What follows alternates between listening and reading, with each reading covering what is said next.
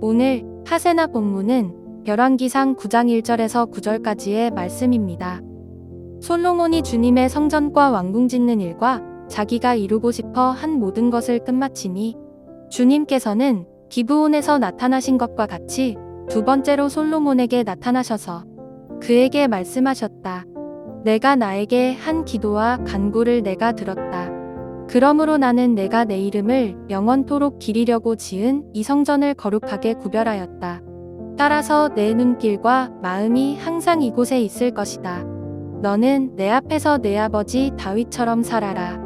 그리하여 내가 내게 명한 것을 실천하고 내가 내게 준 율례와 규례를 온전한 마음으로 올바르게 지켜라. 그리하면 내가 내 아버지 다윗에게 이스라엘의 왕좌에 앉을 사람이 그에게서 끊어지지 아니할 것이라고 약속한 대로 이스라엘을 다스릴 내 왕좌를 영원히 지켜주겠다. 그러나 너와 내 자손이 나를 따르지 아니하고 등을 돌리거나 내가 내게 일러준 내 계명과 율례를 지키지 아니하고 곁길로 나아가서 다른 신들을 섬겨 그들을 숭배하면 나는 내가 준 그 땅에서 이스라엘을 끊어버릴 것이고 내 이름을 기리도록 거룩하게 구별한 성전을 외면하겠다. 그러면 이스라엘은 모든 민족 사이에서 한낱 속담거리가 되고 웃음거리가 되고 말 것이다. 이 성전이 한때 아무리 존귀하게 여김을 받았다고 하더라도 이곳을 지나가는 사람마다 놀랄 것이고 어찌하여 주님께서 이 땅과 이 성전을 이렇게 되게 하셨을까? 하고 탄식할 것이다. 그러면서 그들은 이스라엘 백성이 자기들의 조상을 이집트 땅으로부터 이끌어내신 주 그들의 하나님을 버리고 다른 신들에게 미혹되어 그 신들에게 절하여 그 신들을 섬겼으므로 주님께서 이 온갖 재앙을 그들에게 내리셨다 하고 말할 것이다. 반갑습니다, 성도 여러분. 오늘은 여러분들과 함께 열왕기상 9장 1절에서 9절까지의 말씀을 나눠보려고 합니다. 솔로몬은 드디어 성전과 왕국 건축을 마칩니다. 20년이라는 긴 시간 동안 건축을 했는데요. 이 기간은 솔로몬 통치 기간의 절반입니다.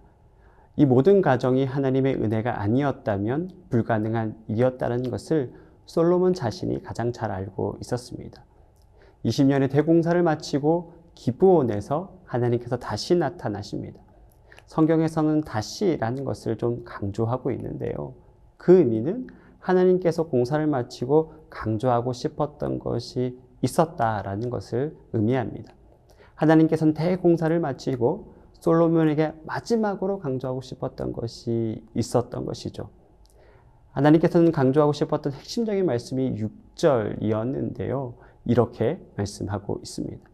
만일 너희나 너희의 자손이 아주 돌아서서 나를 따르지 아니하며 내가 너희 앞에 둔 나의 계명과 법도를 지키지 아니하고 가서 다른 신을 섬겨 그것을 경배하면 하나님께서는 솔로몬에게 다시 나타나셔서 다른 신을 섬기지 말라고 경고합니다. 다른 신을 섬긴다면 이렇게 화려한 성전도 솔로몬 앞에 던져버리겠다라고 말씀하고 있습니다. 아주 강력한 경고를 하고 있는 것이죠. 이렇게 강력한 경고를 하고 있는 이유는요. 솔로몬과 이스라엘 백성들이 얼마든지 다른 신을 섬길 수 있는 가능성이 열려있기 때문입니다. 이스라엘 역사상 가장 화려했던 때는 솔로몬이 성전을 완성했을 때입니다. 출애굽해서 국가가 완성될 때까지 이스라엘 백성들은 수많은 일들을 겪었지만 결국에는 하나님께서 그들을 거룩한 백성, 제사장의 나라로 만드셨습니다. 그 증표가 바로 성전이었던 것이죠. 성전보다 더 완벽하고 완전한 증표는 없습니다. 그들은 높고 화려한 성전을 보면서 하나님만 경배하고 찬양해야 하는 것을 보았고 그들은 느꼈을 겁니다. 하지만 하나님은 이스라엘 백성들의 연약함을 잘 알고 있었습니다. 그들은 언제든지 하나님을 떠나 다른 이방신을 섬길 수 있는 존재라는 것을 알고 있었던 것이죠. 사람은 눈에 보이는 것에 약하고요. 비교하기를 좋아합니다.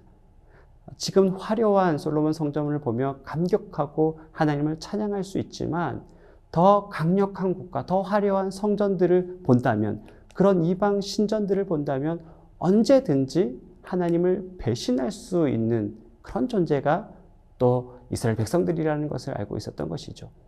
6절에 경배한다라는 의미는요, 고기를 숙인다라는 뜻이 있습니다. 즉 자신의 주인에게 고기를 숙이며 따라간다라는 의미가 있는데요. 다른 신을 경배하는 것은 나의 신을 하나님에서 이방 신으로 바꾸는 것을 말을 하는 것입니다. 그렇다면 왜 우리는 하나님 외에 다른 신을 주인으로 삼을까요?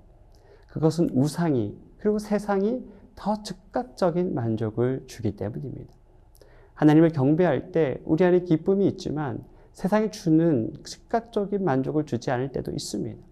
예를 들어 세상을 주인으로 삼을 때 우리는 더 성공할 수 있고 더 많은 돈을 벌을 수 있고요.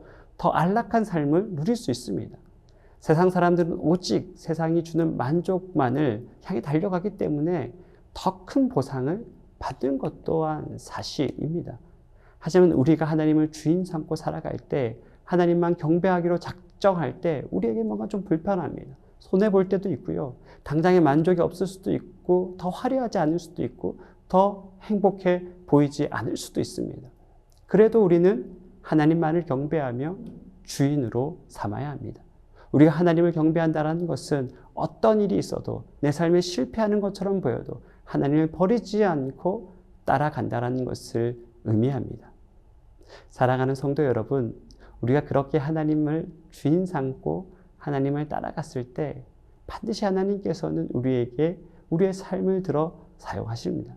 하나님의 방식으로 우리를 이끌어 가실 것이고요. 하나님의 율례와 법도가 우리를 더 견고하게 하실 것입니다. 그러기 우리는 이 땅을 살면서 흔들리지 말고 하나님을 경배하고 섬겨야 합니다. 우리는 결단코 두 주인을 섬길 수 없습니다. 오직 하나님을 섬기고 사랑하며 경배하는 성도들이 되시기를 진심으로 축복합니다. 오늘의 아시조는 장을 볼 때 전통시장을 이용하는 것입니다. 오늘의 아시조 함께 하시죠.